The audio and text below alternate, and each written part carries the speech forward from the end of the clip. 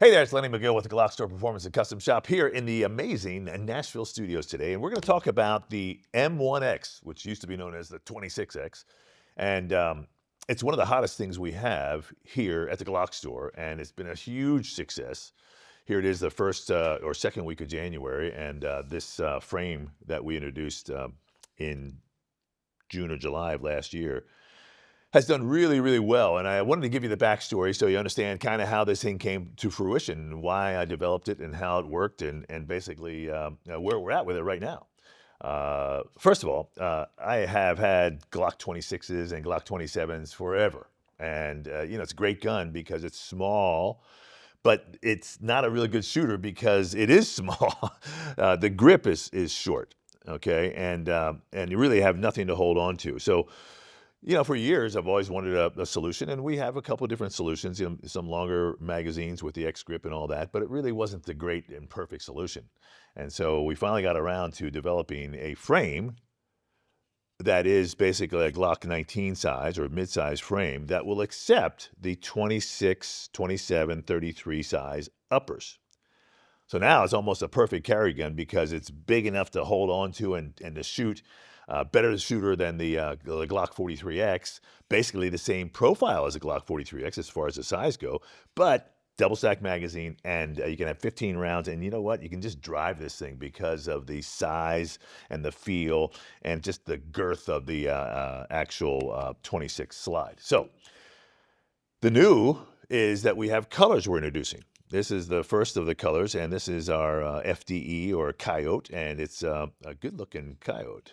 So when you receive an M1X frame, it will already have a Gen 4 or 5, now Gen 6 magazine release button, which is ambidextrous, which will go on either side. It also has the slide lock installed. Okay, so that's a Gen 5 and Gen 6 slide lock. Okay, and it uses the Gen 5 and Gen 6 spring as well. So it comes to you like this.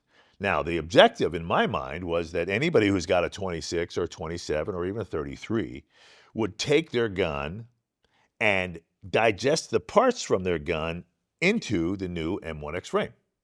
And it's pretty simple. And there's a lot of 26s out there, and a lot of people are doing it, and it's working, and they love it, to be honest. We've had such tremendous positive reviews on the way this feels, shoots, carries, etc. I've got one on right now.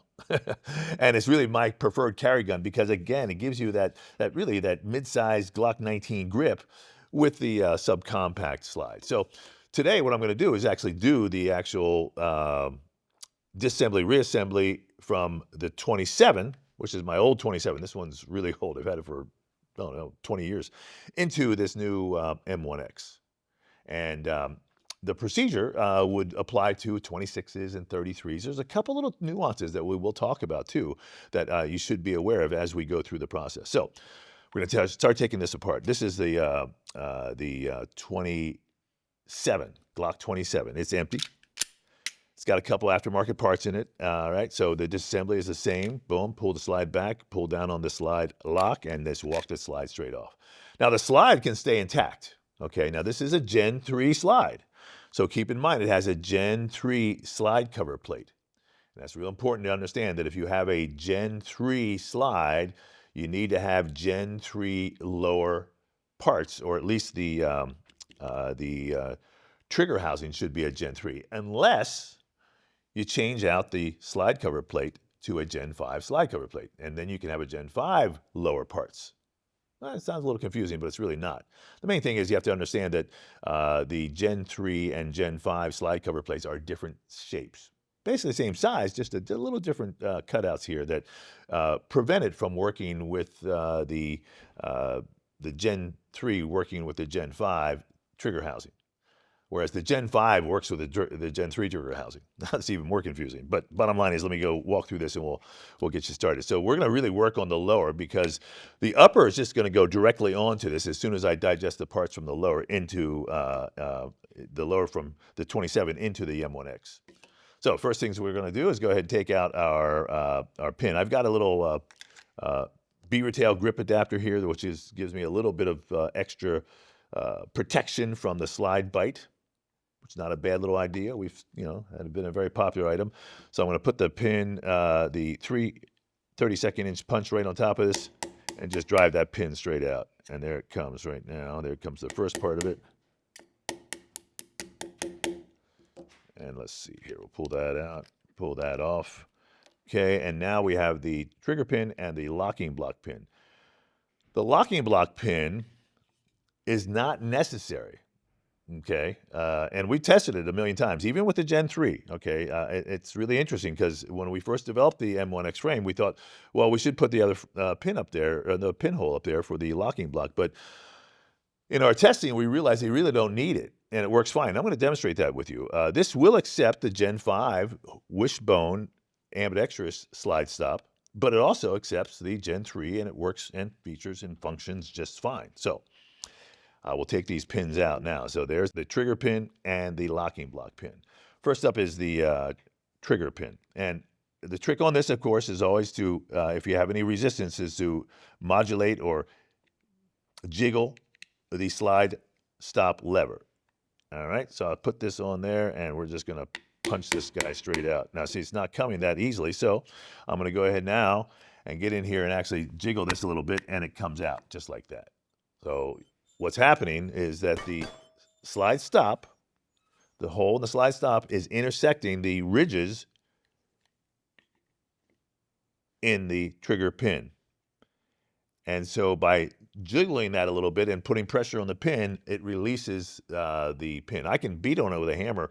If it's locked in there, it's not really going to go anywhere. In fact, I could even damage the slide stop. So be careful. It doesn't take a lot of pressure. You saw that I basically put my weight of my chest on top of it and just jiggled this a little bit. All right, now here's the locking block pin. And sometimes you need to use a punch on this as well. A hammer just to get it started, because that one's pretty tight sometimes. And here it comes. Well, I should be able to yank that out. There you go. So we've got 2 pins, and we're only going to use one in the M1X. Okay? Now, I'll explain that later as we get started. So this is a Gen 3 trigger. First thing I want to do is remove the locking block. And the locking block's going to fit right into that M1X. Now I'm going to go ahead and take the slide stop out. And this is a Gen 3, 4 slide stop, okay? It's on the one side. It's actually in chrome. And there's the spring that we're going to talk about once we put it back in.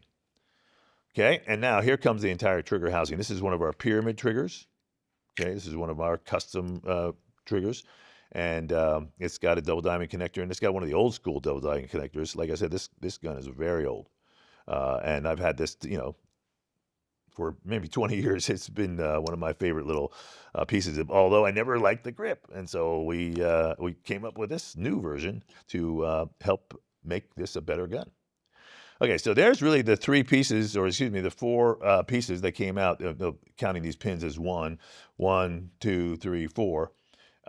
And the frame is basically empty. And again, it does have the magazine release button in it, and it also has the slide lock. But when you get the M1X, it comes with the magazine button as well as the slide lock pre-installed. All right. Now, to reassemble, we just go backwards. First things first, we're going to put our trigger in, right? Now, the trigger, basically, again, I want to talk about this trigger housing real quick. This is a Gen 3 trigger housing, okay? It is different than the Gen 5. And that's why if you have a Gen 5 trigger housing, you need to use the Gen 5 slide cover plate. But I'm going to put the Gen 3 because I'm just taking all the parts directly out of that 27 and putting them in here, because this is how I really envisioned this frame to be. All the people out there who have a Glock 26 or a Glock 27, you should be able to digest all your parts directly in here and make this into a much better gun. All right, now everything seems to be lining up. I've got that looking good. Next step is the slide stop. Now again, a lot of people are concerned that there's not an extra pinhole there for the locking block pin, but it is not necessary. So I'm going to put the slide stop in and kind of get it positioned. Then I'm going to take the locking block, and the spring pressure will actually work off of the locking block. Okay. Here we go. Let's see. This is going to be a little tight because it's designed to be tight. All right. Here we go. Okay. So now, the first thing I want to do is kind of look in there and see that everything is kind of lined up. Looks good. Okay, and the slide stop. Everything looks good here.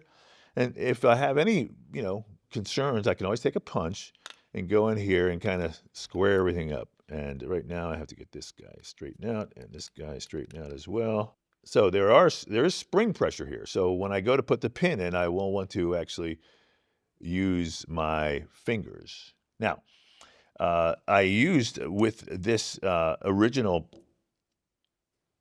trigger housing pin an extended version of this. So I need to find a smaller version because I remember I had this beaver tail grip adapter on there. So somewhere on this table is going to be a smaller version. And here it is right here. All right. How convenient. So this is the standard trigger housing pin. And I'm just going to go ahead and put it in on this side right here. Everything's lining up. I'm going to use my hammer and just tap it in. And see if I can get right there. Perfect. So now it's not going to interfere with my grip. It feels good. It's flush on both sides. And now for the trigger pin. And what I want to do, again, is kind of look in there, make sure everything's lined up, and then hold everything in place as I go to put that pin in. And here comes the trigger pin.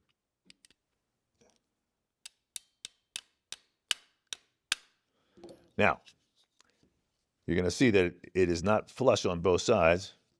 Give it another tap here. And what I'm going to do is I want to make sure that that slide stop is properly positioned. So I'm going to just take a punch and I'm going to just push it in just a little bit with my hand here. And it is tight. And we did make it tight, and it's supposed to be. There we go. I'm going to give it a little tap with a hammer too, just because. Perfect. All right, now, again, I don't have a locking block pin, but look at the spring pressure. It works fine. All right, so there's really basically the simple installation. And now I can just take the slide from the 27 with no modifications, okay? And it does have a tungsten guide rod, has a little custom slide cover plate that we made, and it's got our, our skeletonized striker and all that, but it's basically the same slide. And sometimes you get caught right here, okay? So when you come back, it kind of gets caught, so you have to push down on it. So you get back there, boom, and now we're gonna go ahead and rack the slide and pull the trigger. And it's really that simple. So what I've effectively done is I've taken an old 27 that I've had forever, that I really didn't like to carry because it didn't have much of a grip.